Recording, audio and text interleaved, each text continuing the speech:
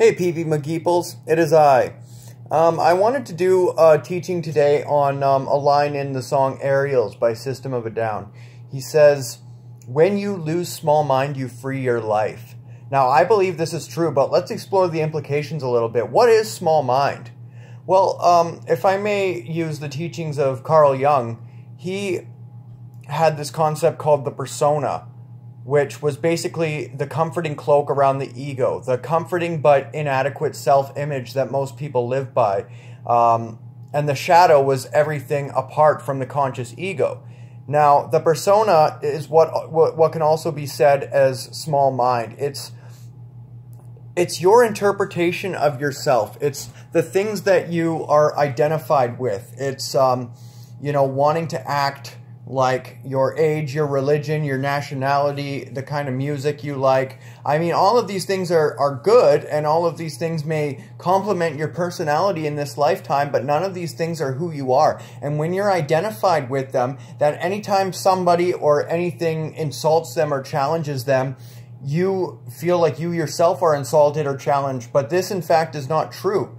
The truth is that you are something much greater than that. And, if you take up the disciplines of overcoming that which is false in you, you start to remember who you are and who you have been from beginningless time. You start to achieve oneness and consciousness of your creator, of the divine essence that made you. And what a beautiful gift that is. That's basically what everybody's looking for. You know, when they drink and take drugs and go into sex addiction and gambling addiction and shopping addiction and look for all these cheap, short-lived thrills, what they're really looking for is who they really truly are. And who they really truly are is who they are in spirit. So there's a few techniques I learned for tapping into your inner self. The first of these is abandoning yourself to something greater. Now, you don't have to know what it is, and in fact, the less you think you know about it, probably the better. Sorry, I'm just going to open my window. This is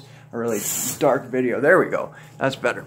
Now, now you can hardly see me. Whatever, jeez.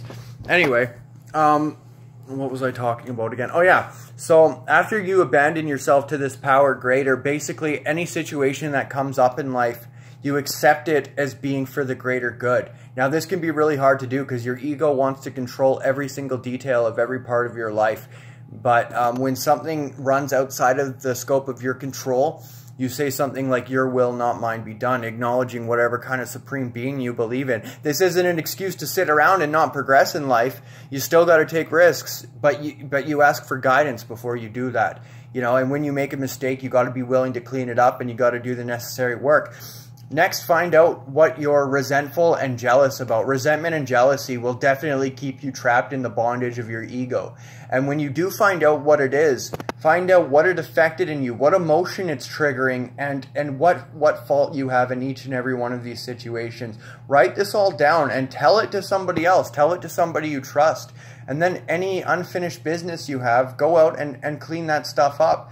And then finally, start adopting the spiritual practices. I mean, it depends on what background you're part of. Like, I am on a shamanic path personally, but many other people prefer like an Eastern, like Buddhism or Hinduism. A lot of people like going to church every Sunday, reading the Bible and stuff like that. I mean, there's not any really one right answer. There's just different things that resonate on different levels for different people. You want to find the thing that resonates. You want to find the thing that you're attuned with and just start exploring it. You don't have to understand it overnight. All you have to do is explore it and open your mind that there's always more to learn. It doesn't matter how advanced you think you are. There's always more to learn. And finally, you're on this planet to serve others. And that's going to be my whole teaching for tomorrow, my video for tomorrow. So I won't get into it too much today, but recognizing that your existence on this planet is not to serve yourself, it's to serve the greater good. That's when spiritual growth really begins.